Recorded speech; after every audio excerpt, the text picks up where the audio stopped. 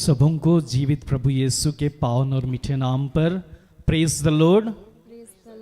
जय यीशु, यीशु सहाय, जय मसीह की जय। जय यीशु। प्रार्थना योद्धा परिवार, हमारी अगुआ सिस्टर एस्थर, ब्रदर राज और हम सब भाई बहन मिलकर आज की शाम की आराधना प्रार्थना में हम आपका हार्दिक स्वागत, हार्दिक अभिनंदन करते हैं। हम आशा करते हैं कि आप प्रार्थना योद्धा परिवार से जुड़कर, इस प्रार्थना सभा से जुड़कर ईश्वर के अनुग्रह और कृपाओं को अपने जीवन में महसूस कर रहे हैं। तो प्रभु ने आज हमें फिर से यह सुंदर अवसर दिया है कि हम उसके निकट आएं और उसकी उपस्थिति में जाएं और उसकी हम आराधना प्रार्थना करें। तो आइए आज की इस आराधना प्रार्थना में हम प्रवेश करें। आज की इस प्रार्थना सभा में आरंभिक प्रार्थना मेरे द्वारा होगी। आराधना में अगुवाई करेंगे भाई शशांक, साथ देंगे भाई रोहित, मैं स्वयं, बहन कीर्ति, बहन सोनम, वचन पढ़ेंगी बहन सोनम। वचनों की उद्घोषणा और अंतिम विशेष जो प्रार्थना होती है वो प्रभु अपने दास भाई राज के माध्यम से करेंगे। तो आइए इस घड़ी हम जहां कहीं भी हैं अपने आप को इस घड़ी ईश्वर के सामने प्रस्तुत करें, हम ईश्वर को सौंपें और हम अपने आप को तैयार कर लें।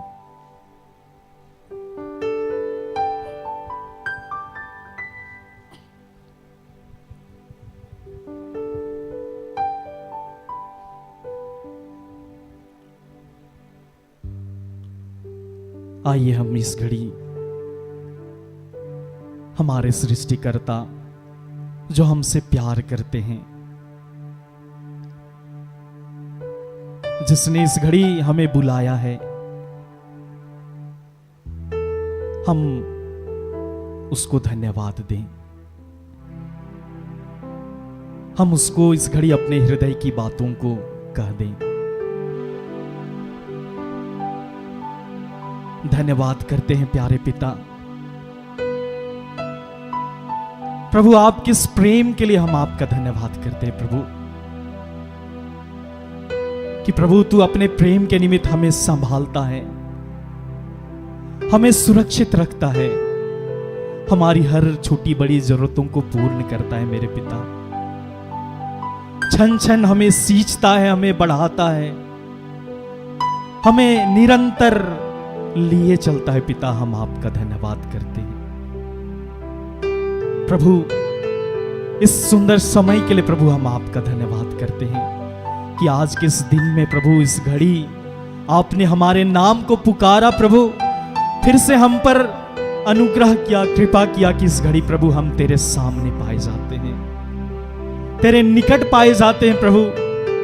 प्रभु हम आपका धन्यवाद करते हैं प्रभु, हम धन्यवाद करते हैं और इस घड़ी अपने आप को तेरे हाथों समर्पित करते हैं प्रभु। अपने जीवन को, अपने घर बार को, अपने नौकरी, अपने पैसे को, हमसे जुड़े एक एक लोगों को प्रभु इस घड़ी तेरे हाथों सौंप देते हैं प्रभु। प्रभु आज हम विश्वास करते हैं प्रभु कि जब हम तेरे निकट आए हैं प्रभु, तू आज हमारे जीवन में कार्य करेगा मेरे पिता, क्योंकि तूने कहा है प्रभु जो मेरे पास आता है मैं उसे कभी नहीं ठुकराऊंगा। तूने कहा है प्रभु जो मुझ पर भरोसा रखते हैं, जो मुझ पर विश्वास करते हैं, वे कभी निराश और लज्जित नहीं होते हैं। तो प्रभु आज हम बड़े विश्वास के साथ तेरे पास आते हैं, तेरे निकट आते हैं प्रभु। हम आज तुझसे आशीष की मांग करते हैं प्रभु, तेरे आशीर्वाद की मांग करते हैं प्रभु।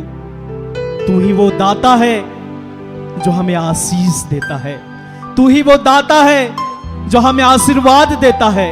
तेरे आशीर्वाद से हमारा जीवन आशीषित हो जाता है पिता। इस घड़ी हम तेरे पास आते हैं प्रभु, इस घड़ी हम अपने हृदय को लेकर तेरे पास आते हैं प्रभु।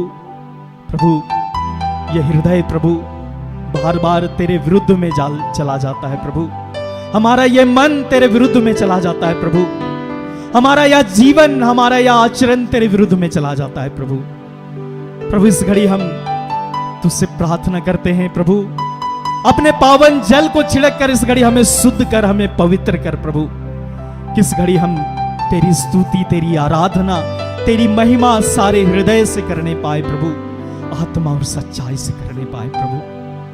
हे प्रभु इस घड़ी प्रभु जितने तेरे बच्चे तुझे पुकार रहे हैं प्रभु उनके लिए और प्रभु हम सब के लिए तेरे पवित्र आत्मा की मांग करता हूं प्रभु आपने कहा है मैं अंत के दिनों में सब शरीरधारियों पर अपना आत्मा उंडेलूंगा। तो हे मेरे पिता इस घड़ी अपने उस पवित्र आत्मा को हम में से एक एक जन के ऊपर में उंडेल दे प्रभु। इस घड़ी हम तेरे आत्मा में होकर प्रभु तेरी स्तुति तेरी महिमा करने वाले हो पाए पिता। इस घड़ी को हम तेरे हाथों समर्पित करते हैं, अपनी एक एक प्रार्थनाओं को तेरे हाथों में समर्पित करते हैं और इस प्रार्थना को हमारे प्रभु यीशु के पावन और मीठे नाम से मांगते हैं। इसे सुनिए और स्वर्ग के राज में ग्रहण कीजिए। आमीन आमीन।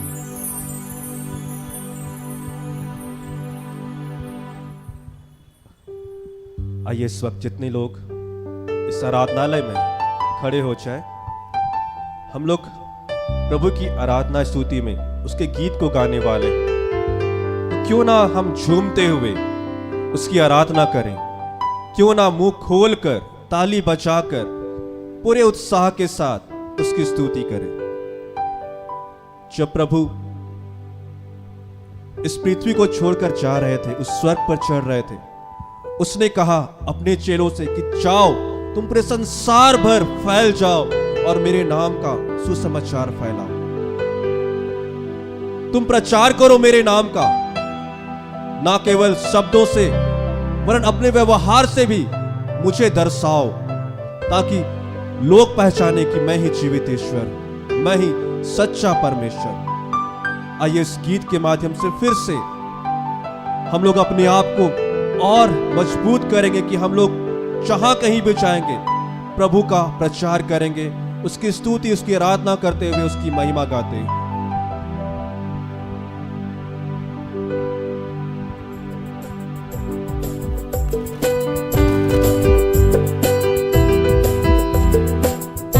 ताली बजाते हुए झूमते हुए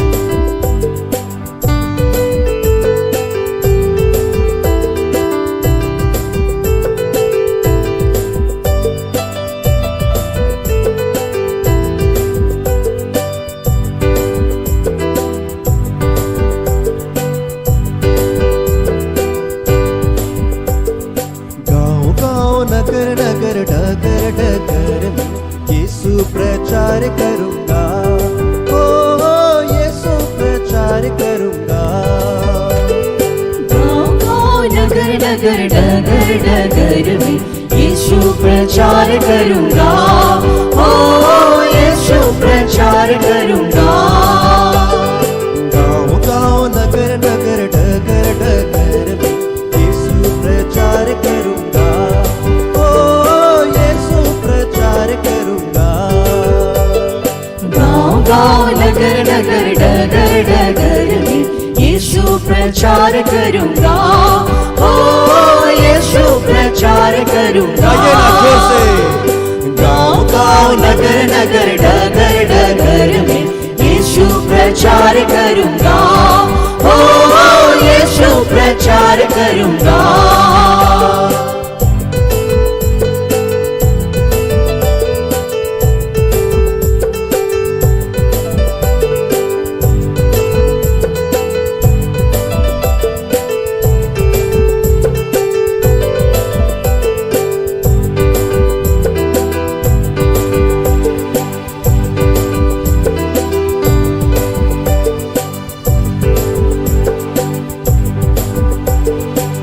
मेरा तन मन होने का है जहाँ से जीवन मिलता, ये मेरा तन मन होने का है जहाँ से जीवन मिलता है।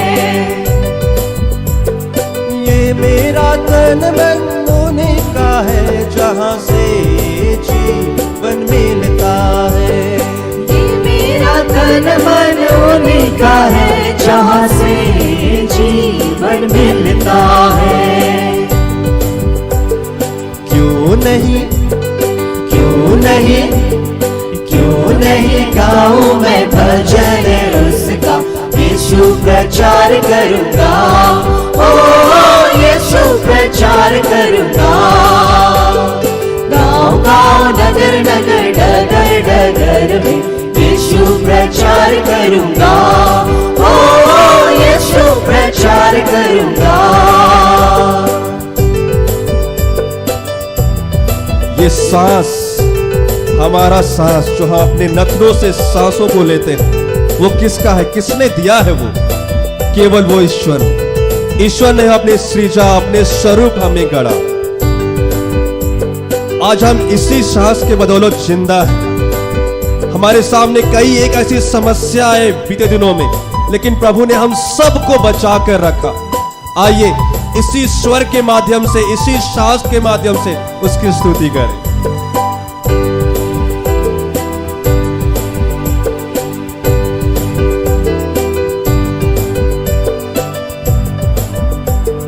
नथनों का श्वास मेरा उन्हीं का है, जो यीशु यीशु बोलता है। नथनों का श्वास मेरा उन्हीं का है, जो यीशु यीशु बोलता है। नथनों का श्वास मेरा उन्हीं का है, जो यीशु यीशु बोलता है। नथनों का श्वास मेरा उन्हीं का है, जो यीशु यीशु बोलता है।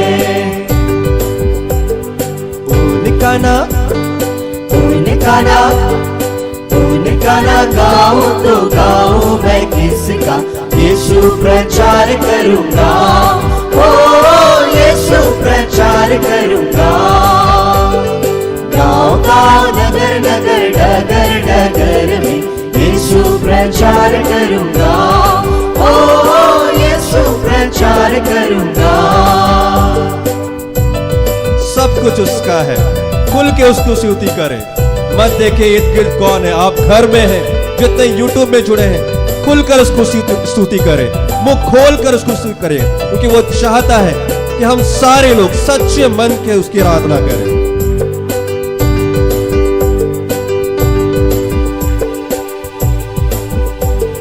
ये सृष्टि उनकी, सब कुछ है उनका, अंजल से है भरपूर। ये सृष्टि उनकी, सब कुछ है उनका, अंजल से है भरपूर।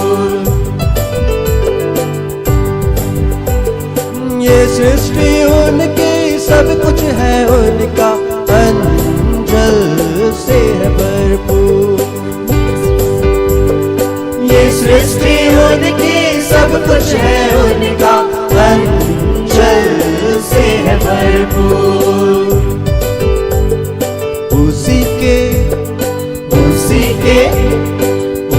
के नाम की सेवा करूंगा, यीशु प्रचार करूंगा। ओ यीशु प्रचार करूंगा। गाँव गाँव नगर नगर डगर डगर में यीशु प्रचार करूंगा। ओ यीशु प्रचार करूंगा। गाँव गाँव नगर नगर डगर डगर में यीशु प्रचार करूंगा। ओ यीशु प्रचार करूंगा। गाँव गाँव नगर नगर डगर डगर में यीशु प्रचार करूंगा। ओ यीशु प्रचार करूंगा। ओ यीशु प्रचार करूंगा। यीशु प्रचार करूंगा। यीशु प्रचार करूंगा।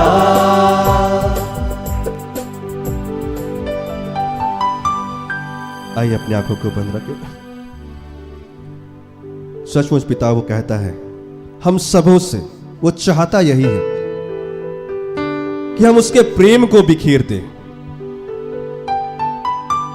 जैसा एक पुष्प, एक फूल जब वो खिलता है तो पूरे सृष्टि में अपनी खूबसूरती को बिखेर देता है। आज उसी पुष्प के समान हम सारे लोग हैं। प्रभु ने हमें उस पुष्प के समान रखा है इस पृथ्वी पर। वो चाहता है कि हम भी खिले और एक एक पंखुड़ी जो इतना अद्भुत, इतना सुंदर दिखता है, उस सुंदरता को पूरे विश्व भर में फैला दें, उसके प्रेम को। और हाँ, वो सुंदरता, वो पवित्र आत्मा का फल ही है। मैं धन्यवाद करता हूं यीशु कि आपने हम सबको संवारा है उस फूल की तरह। प्रभु होने देना पिता, हम सारे लोग, हम सारे आपके बच्चे प्रभु उस सुंदरता को बिखेर सके पिता। धन्यवाद करता हूं स्मित, आप हमारी सहायता करते हैं अपने पवित्र आत्मा के माध्यम से। मैं धन्यवाद करता हूं कि आपने आज की इस आराधना में हम सबका सहयोग किया है और इस आराधना के गीतों को प्रभु आपने ग्रहण किया है। धन्यवाद करता हूं जितने भी बच्चों को आज आपने इस आराधना में जोड़ा है, उन सब पर तू अपनी आशीष को और प्रबल रूप से उंडेलने जा रहा है। प्रभु मैं आपका धन्यवाद करता हूं। हाँ पिता, आज के इस दिन के लिए, हर एक तरह के मौसम के लिए, चाहे जहां कहीं भी बारिश हुई हो, जहां नहीं हुई हो, गर्मी पड़ी हो, उन सब के लिए मैं आपका धन्यवाद करता हूं। सब कुछ आपने बनाया प्रभु, सृष्टि को आपने रचा, हम सबको आपने रचा। सारा आदर महिमा आपको देता हूं और इस पूरी प्रार्थना को, प्रार्थनाओं को, हमारे निवेदनों को, सब चीज को प्रभु आपके हाथ में देता हूं और यीशु मसीह के नाम से इन सारी बातों को मांग लेता हूं। दया से सुनकर स्वर्ग के राज्य में ग्रहण करें। आमीन।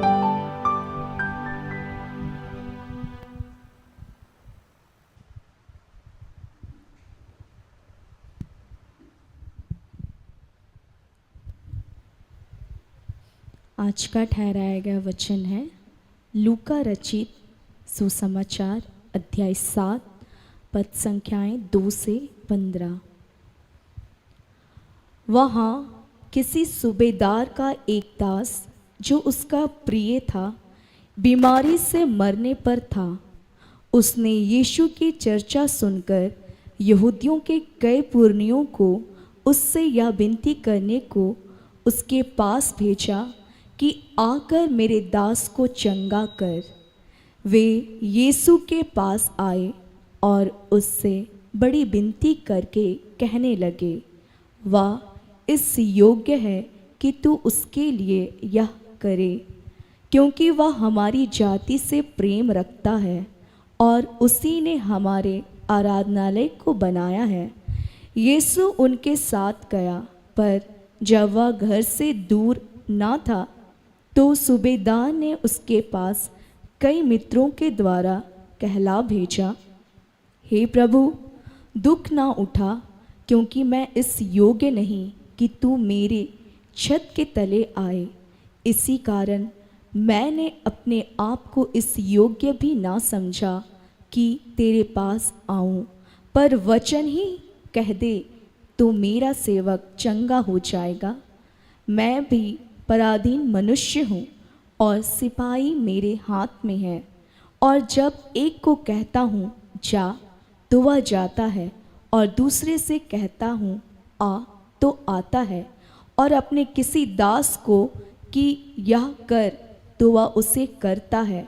यह सुनकर यीशु को अचंभा हुआ और उसने मुंह फेर कर उस भीड़ से जो उसके पीछे आ रही थी कहा, मैं तुमसे कहता हूँ कि मैंने इज़राइल में भी ऐसा विश्वास नहीं पाया। और भेजे हुए लोगों ने घर लौटकर उस दास को चंगा पाया। थोड़े दिन बाद वह नाइन नाम के एक नगर को गया। उसके चेले और बड़ी भीड़ उसके साथ जा रही थी। जब वह नगर के फाटक के पास पहुंचा तो देखो, लोग एक मुर्दे को बाहर लिए जा रहे थे, जो अपनी माँ का इकलौता पुत्र था, और वह विधवा थी, और नगर के बहुत से लोग उसके साथ थे। उसे देखकर प्रभु को तरस आया और उससे कहा, मत रो। तब उसने पास आकर अर्थी को छुआ और उठाने वाले ठहर गए। तब उसने कहा, हे जवान, मैं तुझसे कहता हूँ, उठ। तब वह मुर्दा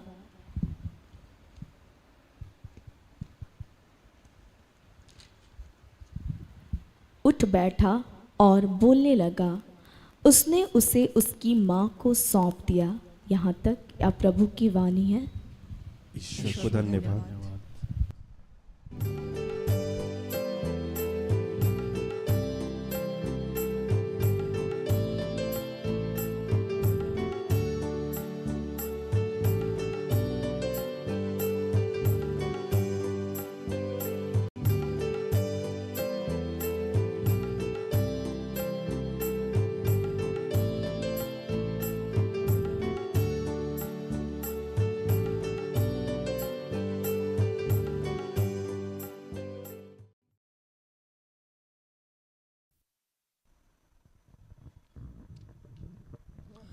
सबों को जय यीशु सहाय। Praise the Lord.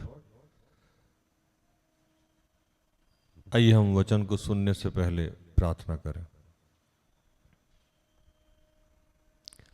कि हे दयालु पिता, हे स्वर्ग और पृथ्वी के सृजनहार, हे हम सबके रचयिता, तेरा धन्यवाद करते हैं आज के सुंदर और आशीषित दिन के लिए, जो एक नए अध्याय के रूप में हम सबके जीवन में जोड़ दिया। धन्यवाद करते हैं पिता, गर्भ से लेके अब तक तूने हमें संभाला, हमारी छोटी से लेके बड़ी सारी ज़रूरतों को सही खत्ते खोल के पूर्ण किया। धन्यवाद करते हैं हम सबके जीवन से जुड़े हर बात, हर कार्य को तूने अपनी महिमा के लिए, अपने राज्य के विस्तार के लिए चुना है। प्रभु तेरा धन्यवाद। धन्यवाद करते हैं इस जगह के लिए, प्रार्थना उद्धा परिवार के लिए, सिस्टर एस्थर और ऐसे जितने तेरे सेवक दास दासी हैं उन सब के लिए तेरा धन्यवाद। धन्यवाद हमारे जितने सहयोगी भाई बहन हैं उन सब के लिए, इस वक्त जितने लोग मुझे जहाँ से भी देख रहे हैं, सुन रहे हैं, उन सब के लिए तेरा धन्यवाद करते हैं। कि हे दयालु पिता, हम सब ने कोई भी ऐसा कार्य किया हो जो आपकी इच्छा के विरुद्ध है, इसके लिए तुझसे क्षमा चाहते हैं। अपने पुत्र यीशु के लहू से धो के शुद्ध और पवित्र करिए, ताकि हम पवित्र होकर तेरे वचन को सुन सके, सुना सके। प्रभु, जैसा कि हम जानते हैं प्रभु कि ये पवित्र शास्त्र आपकी आत्मा के द्वारा रचित है प्रभु, तो इसको सुनने और सुनाने के लिए सामर्थ्य दीजिए, जो कि आपके शक्ति के बगैर ना सुन सकते हैं ना सुना सकते हैं। जो भी डिस्टर्बेंस की बातें हैं, जो भी रुकावट की बातें हैं, वो सब यीशु तेरे नाम से समाप्त करते हैं। पिता, पुत्र, पवित्र आत्मा आपका आह्वान करते हैं। इन तमाम प्रार्थना को प्रभु यीशु के जीवित और पवित्र नाम से मांगते हैं। दया से सुन और स्वर्ग के राज में ग्रहण कर। आमीन। हालेलुया। आज जो प्रभु हम लोगों को वचन दिया वो लूका 7:2-15।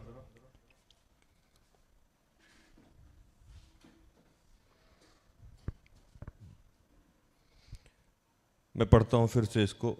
वहां किसी सूबेदार का एक दास, जो उसका प्रिय था, बीमारी से मरने पर था। उसने यीशु की चर्चा सुनकर यहूदियों से कई पुरानियों को उससे यह विनती करने को उसके पास भेजा कि आकर मेरे दास को चंगा कर। वे यीशु के पास आए और उससे बड़ी विनती करके कहने लगे, वह इस योग्य है कि तू उसके लिए यह करे, क्योंकि वह हमारी जाति से प्रेम रखता है और उसी ने हमारे आराधनालय को बनाया है। यीशु उनके साथ गया, पर जब वह घर से दूर ना था तो सूबेदार ने उसके पास कई मित्रों के द्वारा कहला भेजा, हे प्रभु, दुख ना उठा, क्योंकि मैं इस योग्य नहीं कि तू मेरे छत के तले आए। इसी कारण मैंने अपने आप को इस योग्य भी ना समझा कि मैं तेरे पास आऊं, पर वचन ही कह दे तो मेरा सेवक चंगा हो जाएगा। मैं पराधीन मनुष्य हूं और सिपाही मेरे हाथ में है, और जब एक को कहता हूं जा तो वह जाता है, और दूसरे को कहता हूं आ तो वह आता है, और अपने किसी दास को कि यह कर तो वह उसे करता है। यह सुनकर यीशु को अचंभा हुआ और उसने मुंह फेर कर उस भीड़ से जो उसके पीछे आ रही थी कहा, मैं तुमसे कहता हूं कि मैंने इस्राएल में भी ऐसा विश्वास नहीं पाया। और भेजे हुए लोगों ने घर लौटकर उस दास को चंगा पाया। थोड़े दिनों के बाद वह नाइन नामक एक नगर को गया। उसके चेले और बड़ी भीड़ उसके साथ जा रही थी। जब वह नगर के फाटक के पास पहुंचा तो देखो, लोग एक मुर्दे को बाहर लिए जा रहे थे, जो अपनी माँ का इकलौता पुत्र था, और वह विधवा थी, और नगर के बहुत से लोग उसके साथ थे। उसे देखकर प्रभु को तरस आया और उससे कहा, मत रो। तब उसने पास आकर अर्थी को छुआ और उठाने वाले ठहर गए, और उसने कहा, हे जवान, मैं तुमसे कहता हूं, उठ। तब वह मुर्दा उठ बैठा और बोलने लगा और उसने उसकी मां को सौंप दिया।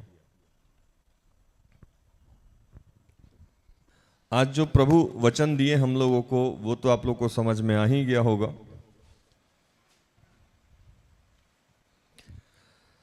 कहते हैं कि वहां किसी सूबेदार का एक दास जो बीमार था, बीमारी से मरने पे था। बाइबल की यह घटना जब आप लोग पढ़िएगा नए नियम लूका को, और यही घटना आपको मत्ती के 8 में भी वर्णित है, लेकिन यहां और वहां में थोड़ा सा फर्क है। मत्ती के 8:5 से 13 में भी ये वर्णित है, इसकी चर्चा की गई है, लेकिन थोड़ा सा फर्क है।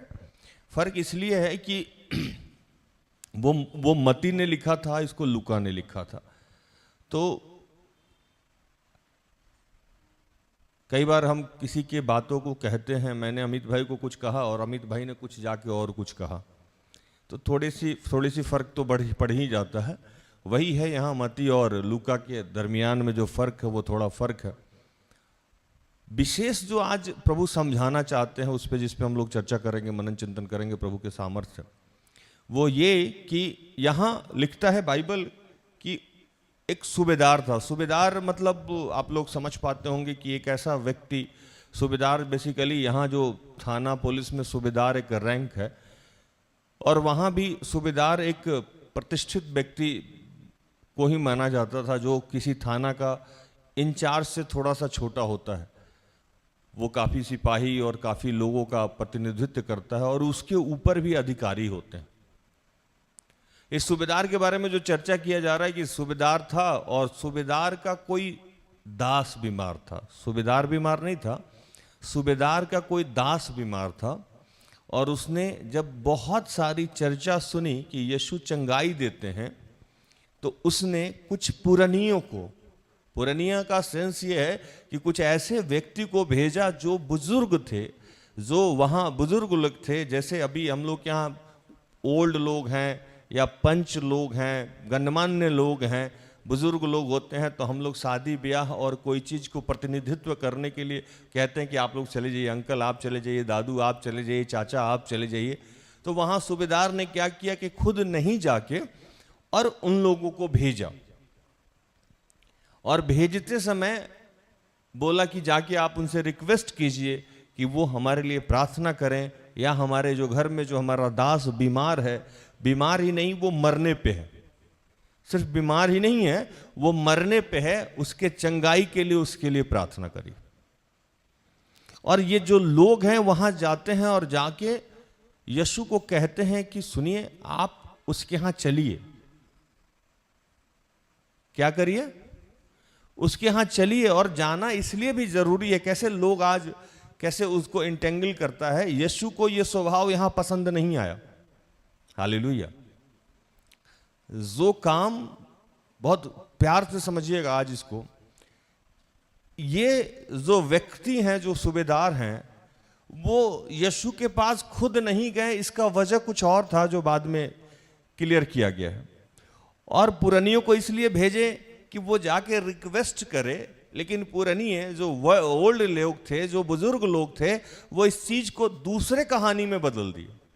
और वो कहानी क्या जाके समझाने लगे, वो जाके समझाने लगे कहानी, और वो कहते क्या है कि उसने तब यीशु के पास आए, इसी का 7:4, वो यीशु के पास आए और उससे बड़ी विनती करके कहने लगे, वह इस योग्य है कि तू उसके लिए यह करे। हालेलुया। ये दूसरे लोग कहते हैं कि ये जो व्यक्ति है, जो सूबेदार है, वो इस योग्य है, किस योग्य है कि तू उसके घर जाए। और योग्य कैसे है? तो वो बड़ा आदमी है। और वो बड़ा आदमी कैसे है? तो 5 में कहता है क्योंकि वह हमारी जाति से प्रेम रखता है और उसी ने हमारे लिए आराधनालय को बनवाया है। हालेलुया। वो हमारे समाज में लोग बड़ा कैसे समझते हैं किसी चीजों को? एक तो वो आदमी काइंड हार्टेड हो, प्रेम करता हो, और दूसरा कि उसने आराधनालय को बनवाया है, इसलिए वो बड़ा हो गया। वो हमारे जाति के लिए काम करता है और वो बड़ा हो गया, तो ये जो लोग हैं उसको बड़ा कह के संबोधित करते हैं और यीशु को फोर्स कर रहे हैं कि आप वहां जाइए। इसलिए कि नहीं कि वहां जाना, वो इसलिए नहीं जाना है कि वो ऐरा गहरा आदमी नहीं है, वो बड़ा आदमी है, प्रतिष्ठित आदमी है, और आप जिस समाज से, जिस जाति से बिलोंग करते हैं, उस जाति और उस समाज के लिए वो काम कर रहा है। यीशु किसी जाति को संबोधित करते थे? नहीं। यीशु सामाजिक प्रतिष्ठा वाले लोगों के पास जाते थे? नहीं। उन्होंने कहा कि मैं कंगालों के लिए आया हूं, उन्होंने कहा कि मैं दीनों के लिए आया हूं, उन्होंने कहा कि मैं गरीब और लाचार के लिए आया हूं। हालेलुया। यहां लोग जाके ये डिस्क्राइब कर रहा है और ये सामाजिक लोग उनको बता रहा है कि ये करें ऐसा। यीशु को बुलाने का यह तरीका उचित नहीं है। यीशु को बुलाने का यह तरीका उचित नहीं है। आप उसके यहां जाके, यीशु के यहां या यीशु के दास के यहां जाके कहिए कि यह धनी व्यक्ति है, चलिए, यह प्रतिष्ठित व्यक्ति है, चलिए, यह बहुत दान देने वाला व्यक्ति है, चलिए, ये आपके आराधनालय का दान दशवांश देगा, वो बना देगा, ये फर्श बनवा देगा, ये बनवा देगा। कोई भी यीशु या यीशु के दास वहां मूव नहीं करेंगे। करेंगे? नहीं करेंगे। लेकिन यीशु, क्योंकि यीशु अंतःकरण को देखने वाला परमेश्वर है। किसको देखने वाला परमेश्वर है? अंतःकरण को। वो मैसेज जो ये लोग दे रहा था उसको नहीं देख के वो सूबेदार को, हृदय को जानता था, और ऐसे जानता था कि जो बाद में प्रमाणित हो गया। साधारणतः अगर सूबेदार का स्वभाव भी ऐसा ही रहता जैसा आज हम लोगों का आचरण है, जैसा कि यहां डिस्क्राइब किया जा रहा है, जैसा कि यहां आज बताया जा रहा है कि हम वो इसलिए उसके पास जाना है क्योंकि वो दान दशवांश ज्यादा देता है। दान दशवांश ही ज्यादा नहीं देता है, उसने आराधनालय का भी निर्माण करा दिया। उसके यहां नहीं जाइएगा तो किसके यहां जाइएगा? इतना धर्म का काम करता है, इतना बड़ा आदमी है, इतना प्रतिष्ठित आदमी है, उसके यहां जाना जरूरी है, चलना ही होगा। सामाजिक प्रतिष्ठा भी है, प्रेम भी है। कभी भी यीशु और यीशु के मानने वाले लोगों को यह कह के आकर्षित ना करें। जितने लोग पवित्र आत्मा से भरे होंगे उनको इस बात से फर्क नहीं पड़ता है कि आप सामाजिक रूप से कितने प्रतिष्ठा रखते हैं या नहीं रखते। यीशु को मानने वाले, पवित्र आत्मा से भरे हुए लोग, आज सेवक हों, सेविका हों, वो आपके हृदय को देखते हैं। चूंकि हमारा पिता आपके हृदय को देखता है, वो अंतःकरण को देखता है। और यीशु ने वहां इन पुरानियों की बात को माना। इन लोगों को लगा कि वो उनका बात मान रहा था, लेकिन यीशु ने उनकी बात नहीं मानी थी। यीशु सूबेदार के हृदय को जानता था। हालेलुया। यीशु सूबेदार के हृदय को जानता था। और नेक्स्ट फेज में जैसे ही यीशु चले, सूबेदार को जब पता लगा कि यीशु मेरे यहां आ रहे हैं, जज तो मैसेज गलत चला गया। मैं तो इस योग्य ही नहीं था, मैं तो कुछ बोलने के लिए और इन लोगों को भेजा। मैं इसलिए भेजा था कि जाके रिक्वेस्ट कीजिए कि मेरे लिए प्रार्थना कर दें। मैंने सुना है कि लोग वस्त्र को छू के चंगा हो जाते हैं। मैंने सुना है कि यीशु चिन्ह चमत्कार करते हैं, बीमारों का इलाज करते हैं। मैंने सुना है कि यीशु लाजर को जिलाते हैं।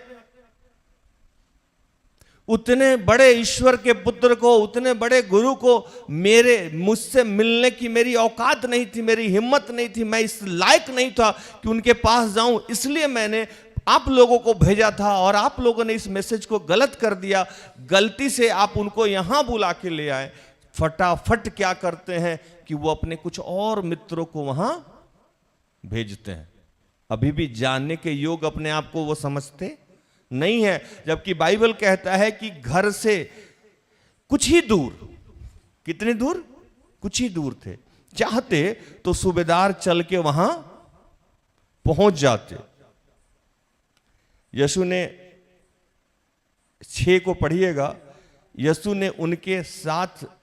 उनके साथ गया, पर जब वह घर से दूर ना था, अब एकदम बिल्कुल पास है वह घर, अब दूर नहीं है, एकदम नियर है। नियर बाई जो घर है, एकदम निकट पर, मतलब मान लीजिए चर्च है या यहां से कांटा टोली है, एकदम पास में आ गया, उसको पता हो गया।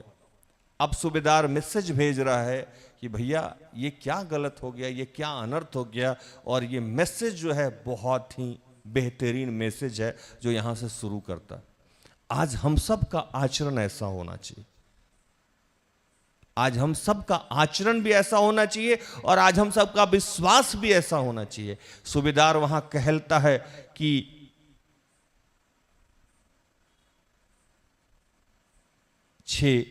तो सूबेदार ने उसके पास कई मित्रों के द्वारा कहला भेजा, हे प्रभु दुख ना उठा, क्योंकि मैं इस योग्य नहीं हूं कि तू मेरी छत के तले आए। हे प्रभु दुख ना उठा, क्योंकि मैं इस योग्य नहीं हूं कि तू मेरे छत के नीचे आए। ये झुकाव, ये दीनता, ये समर्पण आज हमारे जीवन में नहीं। हमारे पास थोड़ा सा धन हो गया, जैसे कल सिस्टर एस्तर बता रही थी, हमारे पास थोड़ा सा ज्ञान हो गया, हम अभिमानी हो गए। नीति वचन में लिखता है कि अगर आपके जीवन में महिमा आना है तो उसके पहले विनम्रता आएगा। क्या आएगा? महिमा आना है तो उसके पहले विनम्रता आएगा। और हमारे जीवन में जैसे ही थोड़ा सा पैसा, समृद्धि या कुछ भी मिलता है तो सबसे पहले गायब क्या हो जाता है? क्या गायब होता है? 15 नीति वचन 15 का 33 उसमें लिखता है, यहोवा के भय मानने से शिक्षा प्राप्त होती है और महिमा से पहले नम्रता आती है। महिमा से पहले क्या आती है? नम्रता आती है। यहां क्या होने वाला था? क्या होने वाला था सूबेदार के जीवन में? महिमा। सूबेदार का जो दास था, जो मरने वाला था, जो बीमार था, उसके जीवन में यीशु के माध्यम से, ईश्वर पिता के पुत्र के माध्यम से महिमा प्रकट होने वाला था। और उस महिमा से पहले सूबेदार विनम्र हो गया था, झुक गया था।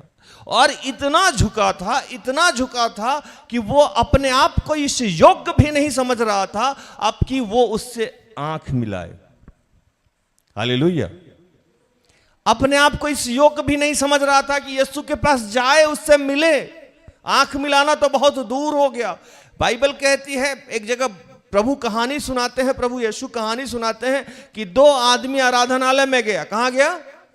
आराधनालय में 2 व्यक्ति आराधनालय में गया। एक फरीसी थी और एक गरीब कंगाल गया। फरीसी आंख में आंख डाल के आराधनालय में प्रार्थना करता है, प्रभु मैं तो दान भी देता हूं, दशमांश भी देता हूं, मैं चारों टाइम प्रार्थना भी करता हूं, मेरी ये प्रार्थना सुन।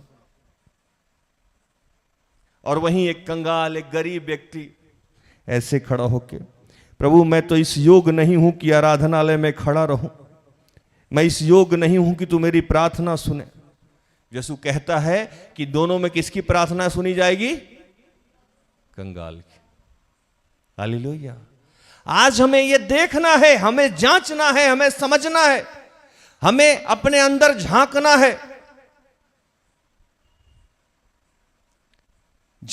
है कि क्या हमारे जीवन में जो महिमा आने वाला है, राज भैया, दीदी या कोई और सेवक भविष्यवाणी करता है आप आशीषित होने वाले हैं,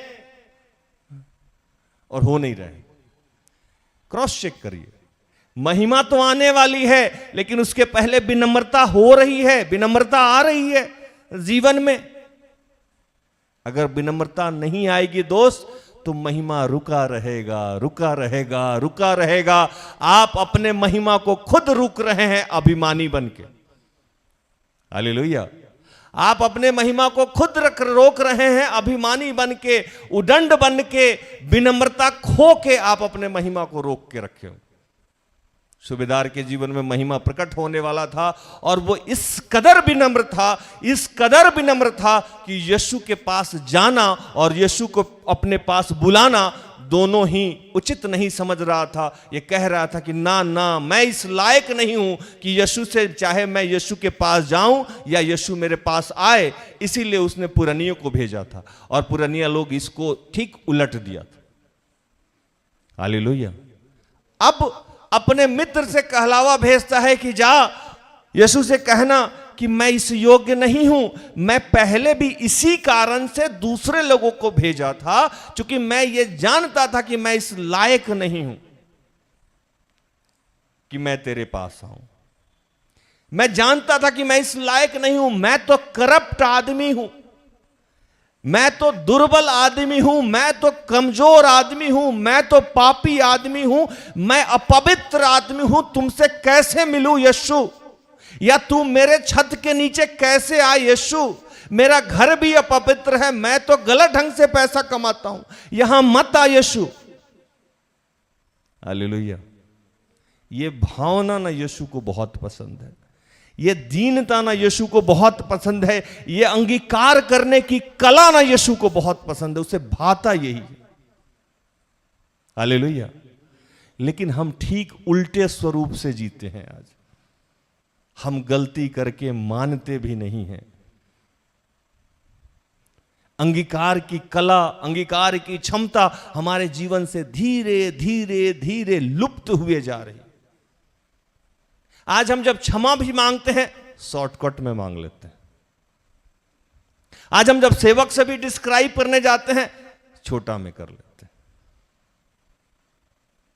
प्रतिष्ठा ना चले जाए। एक भाई आए हुए थे, पिछले 6 साल से मैं उनको एक ही बात समझा रहा हूं।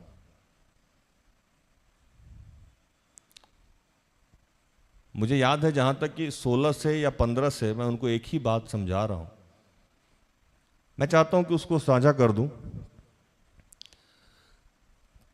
कहीं वो पैसा जमा किए हुए हैं किसी कंपनी में, छोटा छोटा कंपनी है, पता नहीं क्या है, और उस कंपनी से बार बार नंबर बदल बदल के फोन आता है कि आप 10,000 रुपया दे दीजिए तो आपको इतना पैसा निकलवा देंगे, आप 15,000 रुपया दे दीजिए तो आपको इतना पैसा निकलवा देंगे। मेरे पास जब वो आए 15 में या 16 में सारा पेपर लेके आए, मैंने कहा ये पैसा जो डूबना था डूब गया, आपके पास जो भी फोन्स आते हैं ना वो फ्रॉड फोन है, आप उसमें कृपया पैसा ना दें, क्योंकि ये कोई नियम नहीं है। कभी बोलते हैं आरबीआई से फोन आता है, कभी बोलते हैं लोकपाल से फोन आता है। आदमी बदल बदल के इनको फोन करता है और कहता है कि आपका जो पैसा फंसा हुआ है, आपका जो, कई बार होता है कि हम किसी इंश्योरेंस कंपनी में 1 प्रीमियम या 2 प्रीमियम दे के प्रीमियर हमारा फेल हो जाता है, हम नहीं दे पाते हैं। हर इंश्योरेंस कंपनी का अपना पॉलिसी है कि कम से कम इतने दिन आपका इंश्योरेंस चलेगा तो आप क्लेम अटेम्प्ट कर सकते हैं या मैच्योरिटी ले सकते हैं, हाँ या नहीं, है ना। कई बार लोग 1 या 2 चला के बंद कर देता है। ऐसा करके ये बहुत सारा अलग अलग टुकड़ा में पेपर लेके आए हैं। अब इनको कोई व्यक्ति मिलता है और कहता है कि वो सारा इंश्योरेंस जो आप अलग अलग कंपनी में कराए हैं वो आरबीआई के अंदर चला गया है या किसी और बैंक के अंदर चला गया है, और वो बैंक से हमको फोन आया है, हम आपको फोन किए हैं, आप 1% जमा कराइए तो वो सारा पैसा आपको मिल जाए। और ये आज से नहीं चल रहा है, ये चल रहा है तकरीबन 2015 से। वो भाई 10-10 हजार रुपया करके 10 लाख रुपया दे दिया। 10,000, 20,000, 10,000, 20,000 करके वो 10 लाख रुपया से ऊपर दे दिया। आज फिर मेरे सामने बैठा हुआ था, मैं उसको समझा रहा था कि कर क्या रहे हैं आप। 6 साल 7 साल से एक ही बात आपको समझाया जा रहा है, आप समझ क्यों नहीं रहे हैं। परसों भी वो 26,000 रुपया दिए हैं फोन पे और कहें कि नहीं ये कोई नया आदमी फोन किया था, वो बोला कि पुराना आपसे धोखा दे रहा था, अभी आप 26,000 रुपया दे दीजिएगा तो 24 घंटा के अंदर में आपके अकाउंट में 10 लाख रुपया वापस आ जाएगा। मैंने कहा प्रभु, उन्हीं को कह रहा था, हम ही पे दया कीजिए कम से कम। और ये एक तरीका का लत है, नशा है। मैंने कहा कि आपका दूसरा वाला भाई शराब के लते में है और नशे में है और आप इस नशे में। इस चीज से मुक्ति कैसे मिलेगी आपको? आपको ना ईश्वर का भय है ना अपने परिवार का भय है। भय, अगर ईश्वर का भय रहता तो पिछले 7 साल से मैं समझा रहा हूं तो मान लेता ना। और परिवार का भय रहता कि ये जो पैसा जो मैं बर्बाद कर रहा हूं ये परिवार में मैं खर्चा कर सकता था, तो भी नहीं। न ईश्वरीय प्रेम ना पड़ोसी प्रेम, दोनों में से कोई है? विनम्रता है? विनम्रता रहता तो मेरी बात मानता ना? अंगीकार करने की क्षमता रहती तो वो सारे गुनाहों को मानता ना? नहीं मानता। अब प्रभु ने नया आदेश दिया है आज इसको, जब जब तुम पैसा दोगे तब तक तुम्हारा दुर्घटना होगा। हालेलुया। आज से 3 दिन पहले, वो 4 दिन पहले गिर गए थे, पूरा हाथ पैर डैमेज हुआ है, टूटा नहीं है, बच गया। मैंने उनको समझाया कि अब प्रभु कह रहा है कि मैं इसे खुद अपने हाथों से सुधारूंगा। तो जब जब आप नहीं सुनिएगा प्रभु की बात, तो प्रभु आपको, कभी गिर जाइएगा, कभी कुछ होगा, कभी कुछ होगा, मुझसे दोबारा ये बात नहीं कही। आज ये सूबेदार जो है हम लोग को एक मैसेज दे रहा है कि आज हमारे जीवन में कुछ नहीं हो रहा है, उसके पीछे का एक कारण है कि जितना हम लोग को झुकना चाहिए उतना हम झुकते नहीं है। कल भी सिस्टर एस्टर आई थी, आज भी उन्हीं का था, किसी वजह से वो नहीं आई, हमको आना पड़ा। वो आई थी और ये बार बार समझाने का प्रयास कर रही थी कि आप अपने अभिमान को, अभिमान को छोड़िए, विनम्र बनिए, दीन बनिए। अगर आपके जीवन में काम नहीं हो रहा है तो उसके पीछे का कारण ढूंढिए, और उसके पीछे का मुख्य कारण 2 मैं आज आपको बता के जा रहा हूं। आप अंगीकार ठीक से कर नहीं रहे। बाइबल कहता है कि पश्चाताप का उचित फल उत्पन्न करो। आप एक ही गलती बार बार कर रहे हैं, माफी जरूर मांग रहे हैं, सॉरी प्रभु, अरे प्रभु ना हो गया, बॉयफ्रेंड हो गया आपका। बॉयफ्रेंड गर्लफ्रेंड का किस्सा सुनते हैं ना आप लोग। वही गलती रोज गर्लफ्रेंड या बॉयफ्रेंड दोहराती है, और वही शाम में फिर सॉरी बोलती है, फिर जानू सोना कह के फिर वही गलती, फिर वही कहानी चल रहा है। ना वो सुधरने को तैयार, ना आप सुधरने को तैयार। क्या रोनी भाई सही बोल रहे ना? कोई बदलने को तैयार नहीं है। सॉरी ना हो गया, साबुन हो गया। हमारे यहां सॉरी को कैसे इस्तेमाल करते हैं? साबुन की तरह। क्यों? और फिर रखे भी हैं, फिर दोबारा गंदा हो जाएगा तो क्या करेंगे? उसको धोएंगे, दाग अच्छे हैं, है ना? अंगीकार हम ठीक से करते नहीं है। प्रभु ने कहा कि अंगीकार का उचित फल उत्पन्न करो, और दूसरा विनम्र बनो। ये दोनों बात पे अगर हम काम कर लेना तो हमारे जीवन में रोज महिमा प्रकट होगा, रोज हर समय महिमा प्रकट होगा। आपको कुछ और करने की जरूरत नहीं होगी। ये इतना झुकना होगा, सूबेदार जैसा झुकना होगा, आंख नहीं मिलाना होगा प्रभु से, नजर झुकाना होगा। और मैंने बताया ना कि प्रभु यीशु इस बात को पहले भी कहे हैं कि आराधनालय में 2 आदमी गया, जो मैंने आपको कहानी सुनाई। और यीशु जितने लोगों के जीवन में चमत्कार किए हैं, जितने भी लोगों के जीवन में चमत्कार किए हैं, उन सब के अंदर में बाइबल बताती है कि विनम्रता रही है, उन सब के अंदर में दीनता रही है। वो सब झुके हुए हैं, वो सब अंगीकार किए हैं। और उन सब के अंदर जो सबसे बड़ा चीज, जो आगे मैं बताऊंगा। अब यहां सूबेदार समझाते हैं अपने मित्रों को द्वारा, और एक मित्र नहीं, रिगार्ड देखिए कि पहले यीशु के पास अपनी बात पहुंचाने के लिए कई पुरानियों को भेजते हैं। किसी सम्मानजनक आदमी को बुलाने के लिए एक आदमी नहीं, 4-5 आदमी गया कि जाइए मेरी बात रखिए उनके पास, है ना। उसके बाद जब देखते हैं कि वो घर के नजदीक आने वाला है तो वो कुछ मित्रों को भेजते हैं, एक मित्र को नहीं। डिसिप्लिन, मैनर देखिए, कटसी देखिए, यीशु का कितना सम्मान कर रहे हैं कि ढेर सारे मित्रों को भेजे हैं। और वहां कहलाते क्या हैं, जिसमें हम अभी बातचीत कर रहे थे कि मैं इस योग्य नहीं था कि तुमसे मिलने जाऊं, इसीलिए मैंने उसको भेजा था, पुरानियों को भेजा था। और मैं इस योग्य भी नहीं हूं कि तू मेरे घर में आए, क्योंकि मैं जानता हूं कि तू ईश्वर का पुत्र है, और तू पवित्र है, तू अच्छा है, तू भला है। तू एक काम कर यीशु, तू सिर्फ कह दे, सिर्फ तू बोल दे। प्रकाष्ठा है विश्वास का, तू बोल दे यीशु, क्योंकि मैं इस बात को जानता हूं, मैं एक पराधीन मनुष्य हूं। पराधीन, मैं भी किसी के अधीन रहने वाला मनुष्य हूं। मैं सूबेदार हूं तो मेरे पास भी इंस्पेक्टर है, सब इंस्पेक्टर है, एसपी है, मेरे ऊपर भी है। वो जो मुझे कहता है वही मैं करता हूं। मैं पराधीन हूं, मैं भी किसी के अधीन हूं। और मेरे भी अधीन कुछ है। वैसे लोग, मैं मेरे पास जो सिपाही है उसको मैं कहता हूं जा तो वो जाता है, मैं कहता हूं आ तो वो आता है, मैं कहता हूं यह कर तो वो वही करता है। हालेलुया। और यीशु, तू तो इस सृष्टि का रचयिता का पुत्र है। ये सृष्टि में जितने अच्छे और बुरे हैं वो सब तेरे सेना के ही जैसे तो हैं। तू कह तो सही, बीमारी चली जाएगी। हालेलुया। तू कह तो सही, ये लाचारी चली जाएगी। तू कह तो सही, ये व्यभिचार की शक्ति हमारे अंदर से निकल जाएगी। तू कह तो सही, हमारे जीवन से आलस निकल जाएगा। ये सारे जो एलिमेंट है, ये सारे जो नकारात्मक शक्ति, जीवित या अजीवित हैं, जो सकारात्मक है या नकारात्मक है, पूरे सृष्टि का रचयिता कौन है? यीशु के पिता तो है। यीशु का ही तो कमांड है। ये बात वो सूबेदार जानता था। ये बात शायद आज हम भूल गए। हालेलुया। ये बात शायद आज हम भूल गए हैं कि सारे सृष्टि का रचयिता यीशु का पिता है। हालेलुया। ये बात सूबेदार जानता था और वो इस बात को बड़े अच्छे से रख भी रहा है यीशु को कि यीशु, मैं जानता हूं कि तू कौन है। मैं 4, 5, 10, 100 आदमी का अधिकारी हूं, तो मैं तो इतने कमांड करके रखता हूं, मैं कहता हूं वो करते हैं। तू तो पूरे सृष्टि पे कमांड किया है, तुझे यहां आने की क्या जरूरत है यीशु? तू सिर्फ बोल दे और मेरा दास चंगा हो जाएगा। हालेलुया। तू सिर्फ बोल दे यीशु, तुझे आने की जरूरत नहीं है। ऐसा विश्वास हमारे अंदर होना चाहिए। हालेलुया।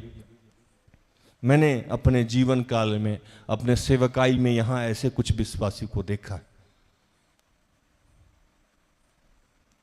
मैंने देखा है, एक महिला आई हुई थी और यहां कह रही थी, पीछे ही अभी 31 तारीख को वो रिट्रीट में गवाही भी दी थी।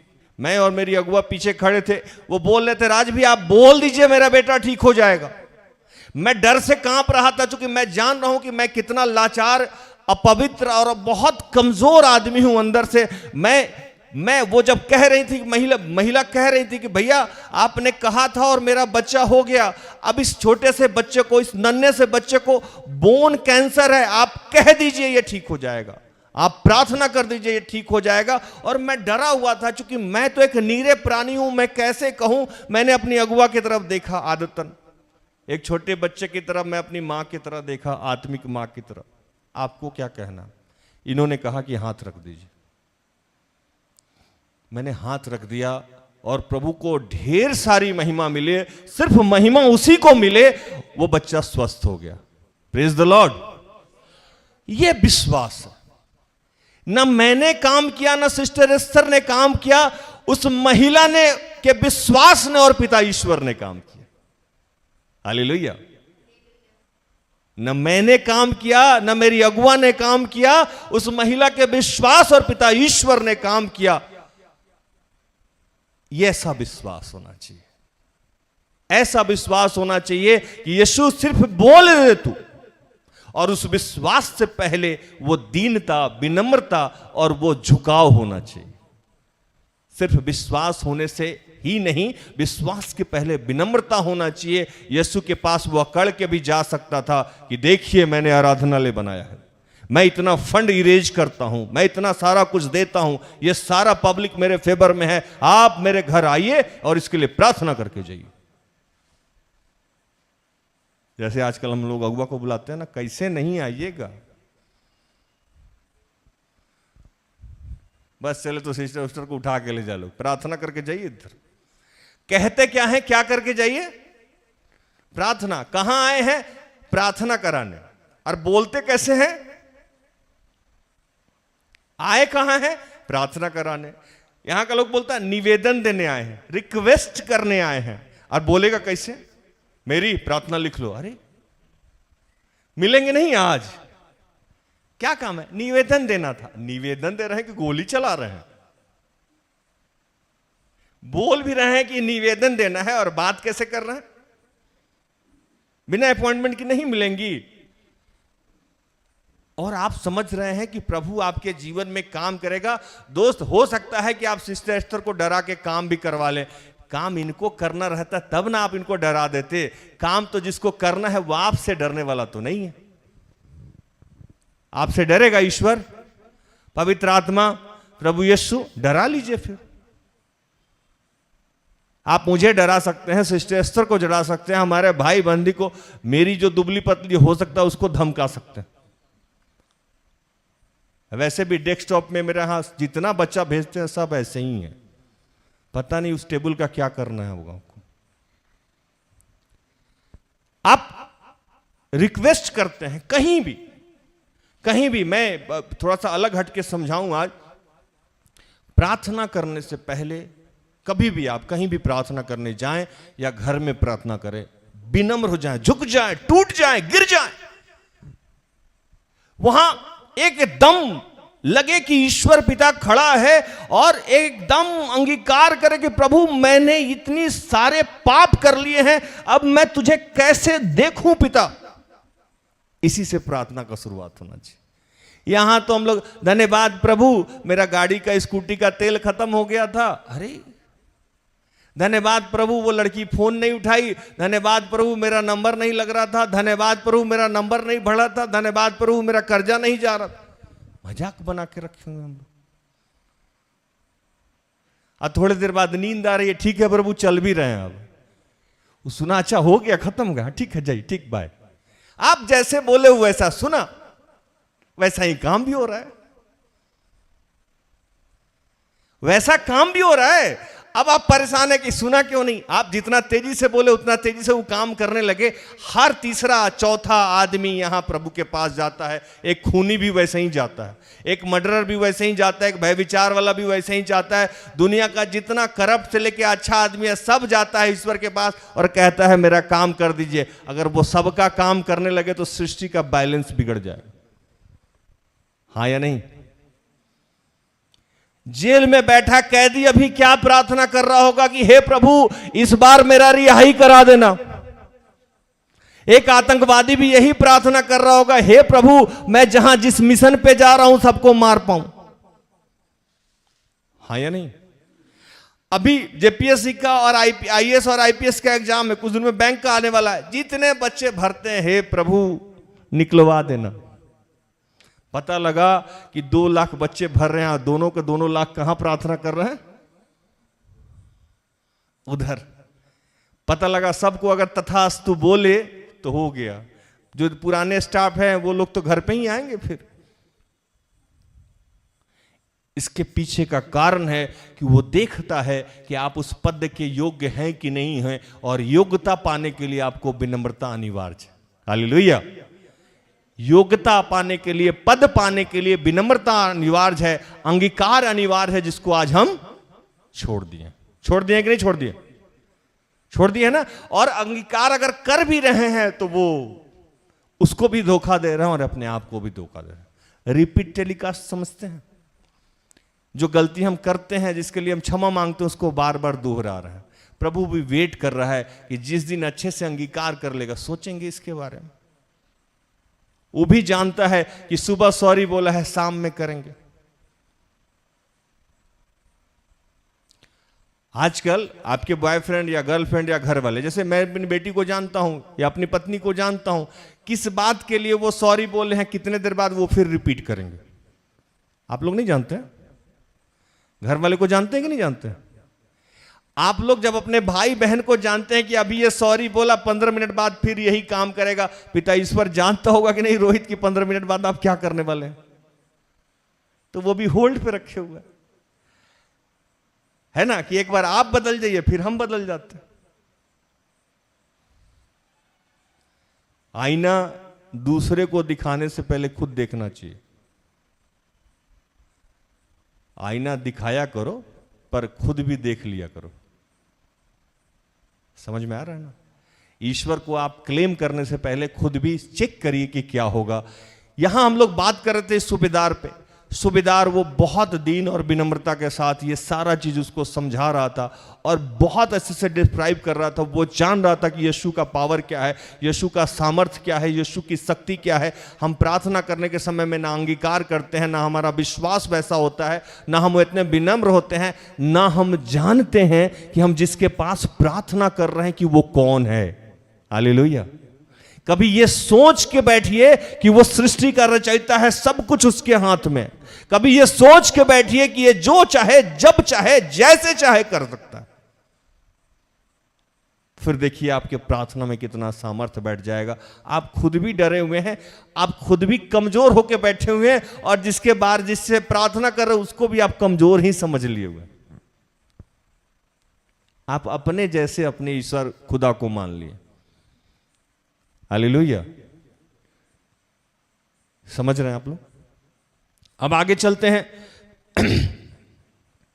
विश्वास, विनम्रता जिसको हम लोग को देखना चाहिए। उसके बाद वहां प्रभु कहते हैं उन लोगों को कि मैंने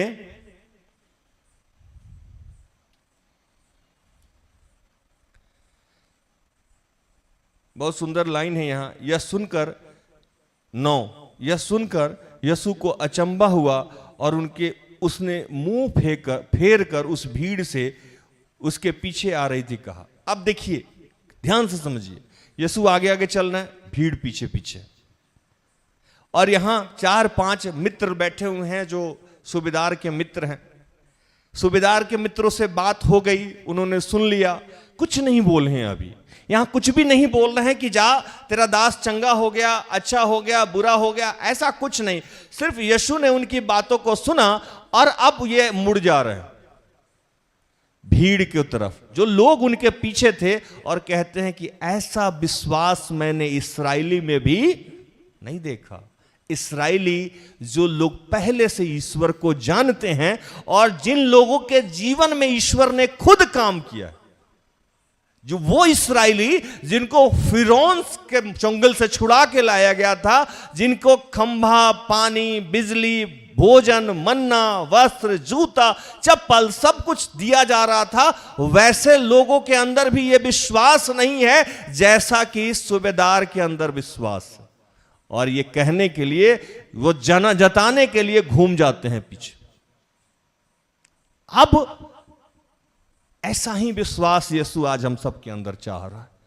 हमारे पूर्वज क्या करते थे, बाकी क्रिश्चियन क्या करते हैं, बाकी पूर्वज क्या करते हैं, और लोग क्या कहते हैं, इससे कोई मतलब नहीं है। आज हमको डंका के चोट पे विश्वास करना चाहिए कि वो सत्य प्रतिज्ञ परमेश्वर है, वो ईश्वर है, वो मेरे जीवन में काम करेगा, सब कुछ उसी के हाथ में है, सर्वशक्तिमान वही है, जो मेरे से नहीं होगा वो उससे होगा, इसीलिए तो वो ईश्वर है। इस विश्वास के साथ हमको आगे बढ़ना होगा। सूबेदार का विश्वास वैसा ही हमारा और आपका विश्वास होना चाहिए। ऐसा विश्वास होना चाहिए कि यीशु खुद उतर के लोगों को कहे कि देख, ये राज का विश्वास है।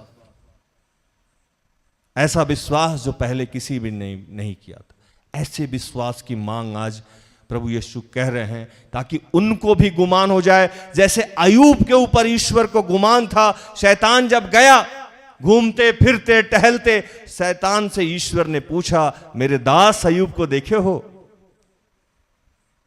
आज यीशु को भी यही संबोधित करने दीजिए हमारे लिए, आपके लिए। डरिए नहीं, घबराइए नहीं, सर्वशक्तिमान के बच्चे हैं आप। ये यीशु ने घूम कर कहा, और आगे कहते हैं कि जब उनके मित्र गए, मैंने आपको बताया इस पूरे कहानी में यीशु ने कहीं कुछ नहीं कहा, वो चंगे हो गए, ठीक हो गए, स्वस्थ हो गए। लेकिन जब उसके मित्र घर पे गए तो उसका दास वहां क्या हो गया था? खुश हो गया था, चंगा हो गया था, स्वस्थ हो गया था। हालेलुया। वहां उसका दास चंगा हो गया था, स्वस्थ हो गया था। और ये सिर्फ इसी कारण हुआ था कि वो विनम्रता को धारण किए थे और कट्टर विश्वासी थे। क्या थे? विश्वासी थे। और विश्वास के साथ वो जानते थे कि हम किसके पास विश्वास कर रहे हैं, वो कितना शक्तिशाली है। आज हम इन सब विषयों पे विचार करें, देखिए कि क्या हम ईश्वर के शक्ति को आज पहचान पा रहे हैं? वो जितना शक्तिशाली है उतना जान पा रहे हैं, या उस कदर हम विश्वास कर पा रहे हैं, या उस कदर हम विनम्र होके, दीन होके उसके पास जा रहे हैं? अगर ऐसा सब कुछ है सूबेदार की तरह आज हमारे जीवन में, प्रभु आज ही आपके जीवन में महिमा प्रकट करेगा। हालेलुया। प्रभु आज ही आपके जीवन में महिमा प्रकट करेगा। अभी लोहरदगा से एक परिवार जुड़ा हुआ है, वो बच्ची आती है मेरे पास, आके कहती है कि भैया आप बोल दीजिए ऐसा हो जाएगा, आपने प्रार्थना कर दिया ऐसा हो जाएगा, आप ऐसे बोल दीजिए। मैं देख रहा हूं कि उसके घर में सब कोई बदलते जा रहा है। वो बच्ची आई मेरे यहां और पिछले बार भी आई थी, बोली आप भैया आप कह दिए हो गया, आप बोल दिए तो हम दुबले हो गए। और वो सब कुछ, उसका वजन भी घटने लगा है, वो स्लिम ट्रिम भी हो सकती है, उसका भाई भी बदलने लगा, उसके पापा भी बदलने लगे हैं, उसके मां के जीवन में भी, हर लोग के जीवन में काम होने लगा। ऐसे बहुत सारे लोग हैं हमारे पास जो कहते हैं कि आप लोग बोल दीजिए, दीदी आप बोल दीजिए, भैया आप बोल दीजिए, आप छू दीजिए, आप ऐसे कर दीजिए, और उनके जीवन में वही काम होता है। और कुछ लोग ऐसे भी हैं, भैया आपका दाढ़ी ठीक नहीं है, आपका बटन खुला हुआ है, आपका शर्ट मोड़ा हुआ है, वही होल्ड पे हैं आज। आदमी हम लोग वही हैं, लेकिन एक आदमी के जीवन में बदलाव पवित्र आत्मा यीशु हमारे ही शरीर के माध्यम से कर रहा है, और एक आदमी का जीवन होल्ड पे है। समस्या कहां है? समस्या कहां है रोहित भाई? यहां कुछ बच्चे आए, नौकरी पाए, पत्नी पाए, बच्चे पाए, आशीषित हो गए, कुछ अभिषेक पाए, आशीषित हो गए, कुछ आज भी होल्ड पे हैं। समस्या कहां है?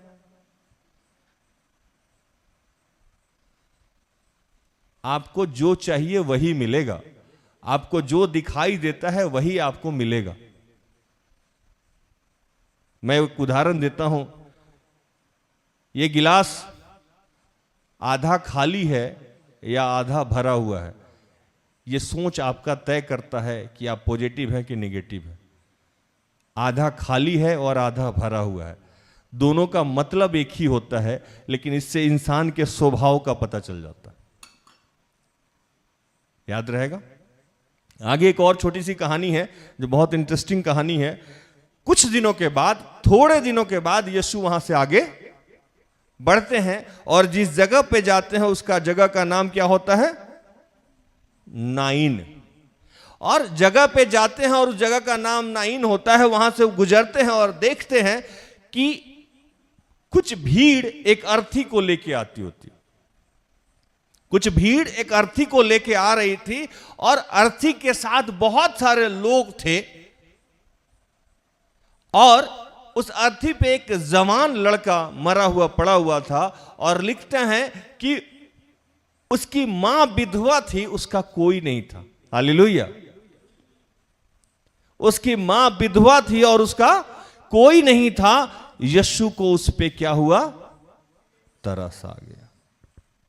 आज जितने लोग असहाय हैं, जितने लोग अशांत हैं, जितने लोग अकेला अपने आप को महसूस कर रहे हैं, जितने लोग आत्मिक रूप से मर रहे हैं, जितने लोग धन के रूप से मर रहे हैं, जिस भी अवस्था में आपका समापन हो रहा है, आपका लग रहा है कि जा प्रभु मेरा तो सर्वस्व नष्ट हो गया, अब तो मेरे पास कुछ है ही नहीं।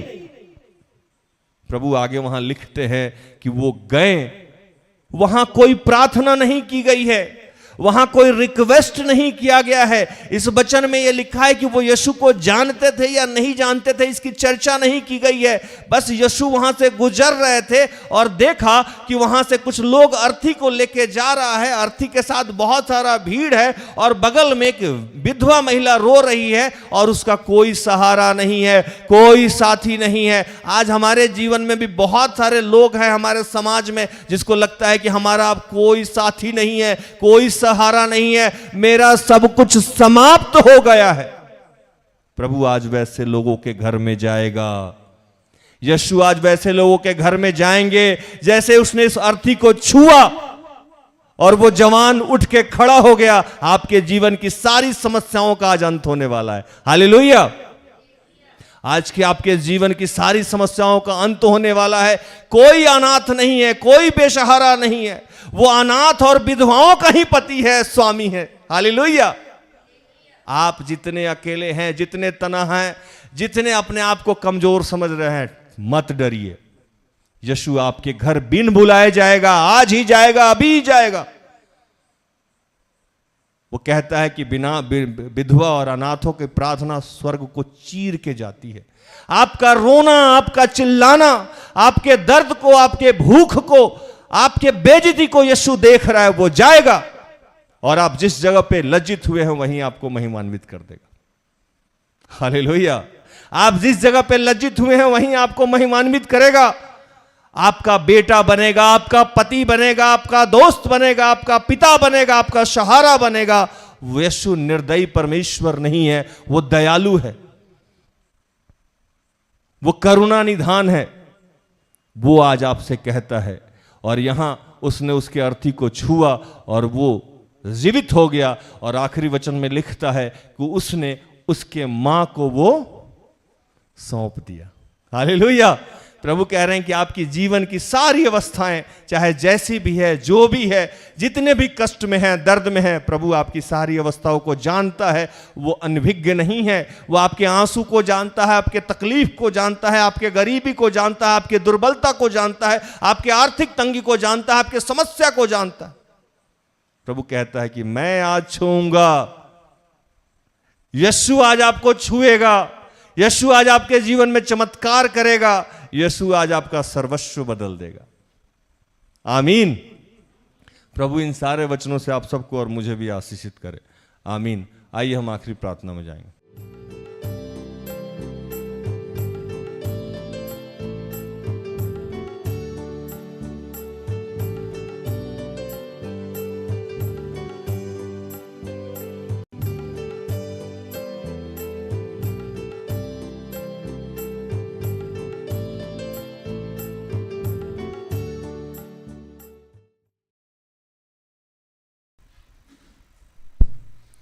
आइए प्रार्थना करें, खड़े हो जाएं। बड़ी विनम्रता के साथ, बड़ी आग्रह के साथ, बड़े विश्वास के साथ आज टूट के उससे जुड़ने का प्रयास करेंगे। हम भी सूबेदार की तरह कहेंगे, प्रभु कि हम इस योग्य नहीं है कि तुझसे प्रार्थना कर सके। हम इस योग्य नहीं है प्रभु कि तेरे सामने खड़े हो सके। प्रभु हम जानते हैं कि पृथ्वी के हर चीज पे तेरा नियंत्रण है। हम जानते हैं कि तू जब चाहे गरीबी समाप्त कर सकता है। हम जानते हैं कि तू जब चाहे हमारे जीवन से व्यभिचार समाप्त कर सकता है। हम जानते हैं कि तू जब चाहे हमें नौकरी दे सकता है। हम जानते हैं कि तू जब चाहे हमारे व्यापार को ठीक कर सकता है। हम जानते हैं कि तू जब चाहे हमारे शरीर में चंगाई प्रदान कर सकता है। हम जानते हैं प्रभु कि तू जब चाहे हमारे पत्नी को ठीक कर सकता है। हम जानते हैं कि तू जब चाहे हमारे पति को ठीक कर सकता है। हम जानते हैं कि तू जब चाहे हमारे बच्चों को ठीक कर सकता है। प्रभु हमारे जीवन की चाहे जो भी अवस्था है प्रभु, वो तुझसे अलग नहीं है। हर चीज पे तेरा नियंत्रण है प्रभु। प्रभु दया कर प्रभु, तू आज कह दे, तू आज इस अर्थी को छू दे। ये संसारिक रूपी अर्थी, हमारा जीवन अर्थी हो गया है, हम मर गए हैं प्रभु। आज तू हमें छू दे प्रभु। प्रभु तू आज हमें छू दे प्रभु।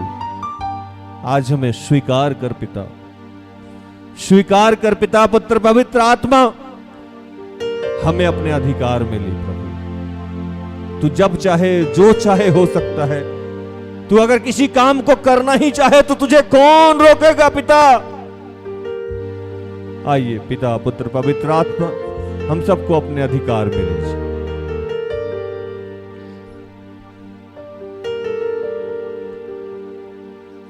पापों का था कर्ज मुझ पे जो भारी, दुखों में जिंदगी गुजारी थी सारी। मैंने ढूंढा ये सारा जहां, तेरे जैसा ना कोई मिला।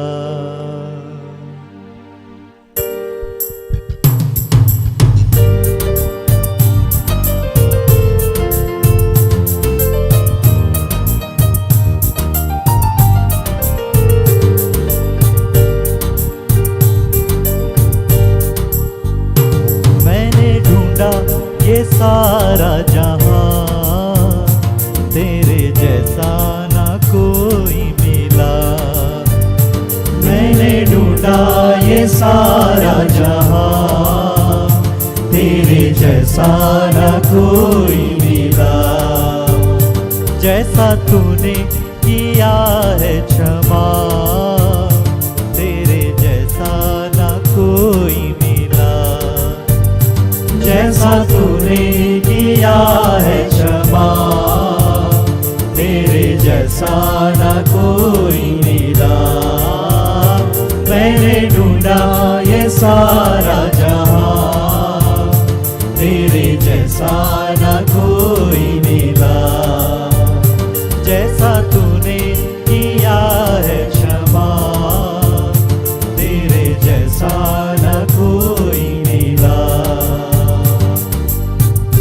हे दयालु पिता, मैं प्रार्थना करता हूँ इस वक्त जितने बीमार लोग हैं प्रभु, उनके चंगाई के लिए मैं प्रार्थना करता हूँ।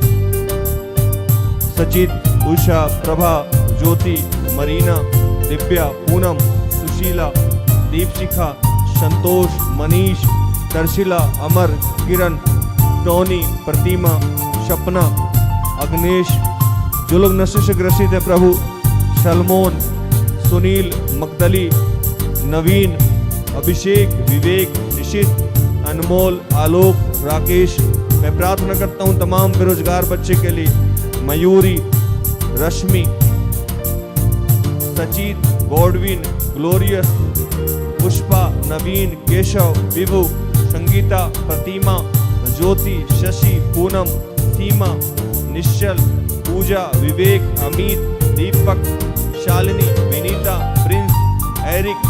मैं प्रार्थना करता हूं तमाम बच्चों के लिए जो पवित्र आत्मा के लिए भूखे और प्यासे हैं, प्रेरित, संरित, अंजलि, निर्मला, पंकज, पुष्पा, सपना, अभिनव, आकांक्षा, जो बच्चे के एग्जाम है, पढ़ाई है, अंजिल, आशीष, रूथ, अमित, अंजनी, स्मृति, शाहिल, निश्चित, एलिशन, अभिलाषा, ओशिन, अंशु, कुसुम। प्रभु मैं प्रार्थना करता हूं जो पारिवारिक प्रार्थना चाहते हैं, माधुरी, सुनील, विजील, अमृता, प्रेमा, जो संतान के लिए प्रार्थना चाहते हैं, सपना, जो किसी प्रकार का केस है, अनमोल, जो ट्रांसफर चाहते हैं, अतीन, संजय, और जिस बच्चों का आज जन्मदिन है, निशा और सुचिंता। प्रभु जितने का आज जन्मदिन है मैं उनके लिए प्रार्थना करता हूं कि प्रभु ये सूबेदार की तरह विश्वास का वरदान देना। प्रभु आज जितने लोग का जन्म दिवस है प्रभु उनके लिए, और जितने लोग आज मुझे देख रहे हैं, सुन रहे हैं, जहां से भी हैं प्रभु जुड़े हुए हैं, उन सब के लिए मैं प्रार्थना करता हूं पिता कि प्रभु उस सूबेदार की तरह हम सबके जीवन में विश्वास देना। प्रभु आज तू कह दे, तू आज सोच ले प्रभु। वो सूबेदार जानता था कि तू उस पिता का पुत्र है जिसने कहा आकाश हो जाए तो हो गया, उसने कहा अंधेरा जाए तो चला गया, पानी दो भाग में बट जाए, पृथ्वी अलग हो जाए, पानी अलग हो जाए, हो गया। वो जानता था कि उसी पिता का पुत्र है तू। आज मैं तुझसे प्रार्थना करता हूं कि आज तू बोल दे यीशु, बोल दे इन बच्चों के लिए कि जा, तेरे जीवन से आज सारी समस्याओं का अंत हो गया। तू बोल दे प्रभु। आज तेरे जितने दास हैं प्रभु, जिनके जीवन में जो भी बीमारी है, परेशानी है प्रभु, मैं प्रार्थना करता हूं पिता उन तमाम लोगों के लिए जिनका सांस फूल रहा है प्रभु, जिनके शरीर में कहीं कंपन हो रहा है प्रभु, जो अपने आप को असहाय महसूस कर रहे हैं, जिनका धड़कन तेज हो रहा है प्रभु, उनके लिए मैं प्रार्थना करता हूं कि प्रभु तू आज कह दे कि जा तू चंगी हो गई, जा तू चंगा हो गया। प्रभु धन्यवाद, किसी जड़ी बूटी और लेप के द्वारा नहीं प्रभु, हम जान गए कि तेरे वचनों में सामर्थ है, तेरे शब्द में सामर्थ है। इस शब्द मात्र से पूरे पृथ्वी का तूने निर्माण किया है प्रभु। आज भी हमारे जीवन का, हमारे समाज का, हमारे देश का, इस विश्व का एक नया निर्माण कर प्रभु। जितने भी अविश्वास की बातें हैं सब यीशु के नाम से समाप्त हो जाए। धन्यवाद यीशु, धन्यवाद यीशु।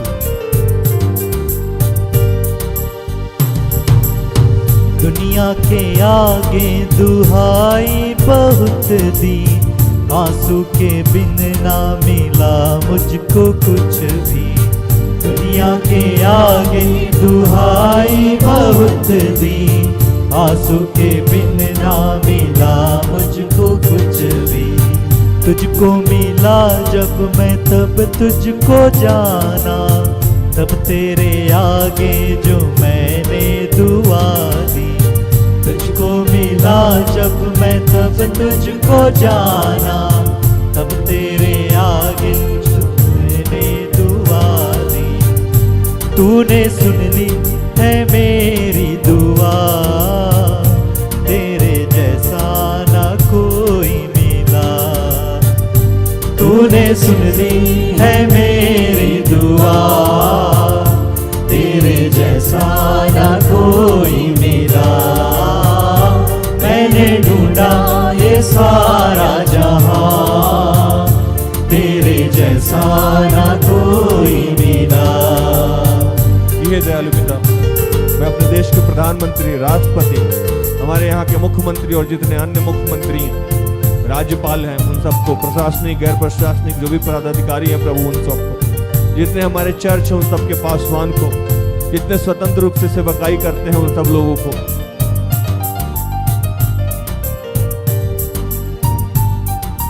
किसी के शरीर में सांप लपेटा हुआ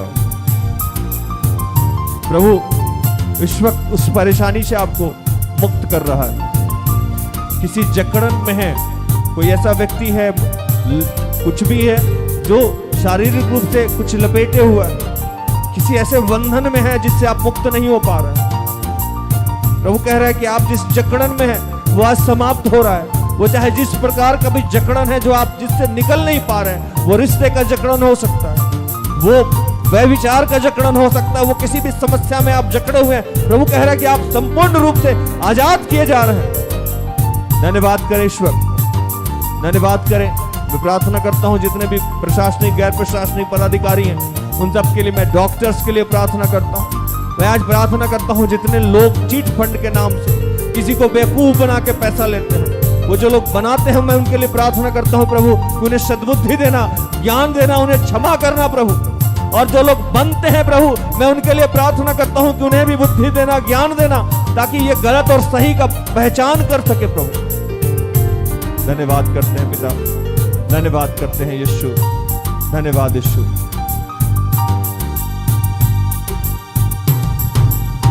पापों का था कर्ज मुझ पे जो भारी, दुखों में जिंदगी गुजारी थी सारी। पापों का था कर्ज मुझ पे जो भारी, दुखों में जिंदगी गुजारी थी सारी। मेरे गुनाहों से मुझको बचाने, तूने खुदा अपनी जिंदगी थी वारी।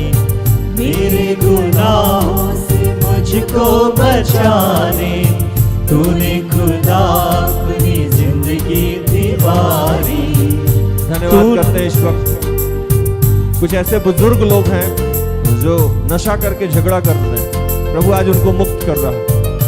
आज के बाद से प्रभु उन तमाम झगड़ों से, क्लेश से उन्हें मुक्त कर रहा है।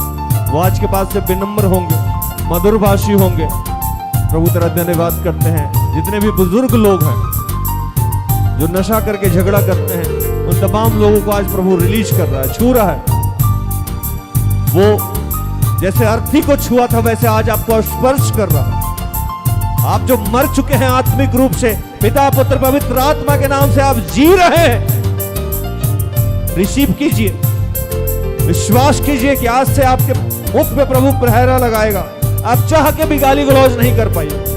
प्रभु आज कुछ लोगों को नशे से मुक्त कर रहा है, धन्यवाद करें। बहुतों को आज विनम्रता का वरदान दे रहा है, धन्यवाद करें। बहुतों को आज विश्वास का वरदान दे रहा है। प्रभु आज बहुत को दीन बना रहा है। विश्वास करें, विश्वास करें उस दयालु पिता कि प्रभु आज बहुत सारे समस्याओं से समाप्त कर रहा है। कुछ बुजुर्ग माता पिता हैं जो अपने आप को तन्हा अकेला महसूस करते हैं, प्रभु आपका साथ और आपका सहारा बनने जा रहा है। आपको लगता है कि आपका जीवन समाप्त हो जाएगा, कुछ ऐसे लोग हैं जिनको लगता है कि अब जीवन का अंत हो गया है, ये अंत नहीं दोस्त, आज से आपकी एक नई शुरुआत हो रही है।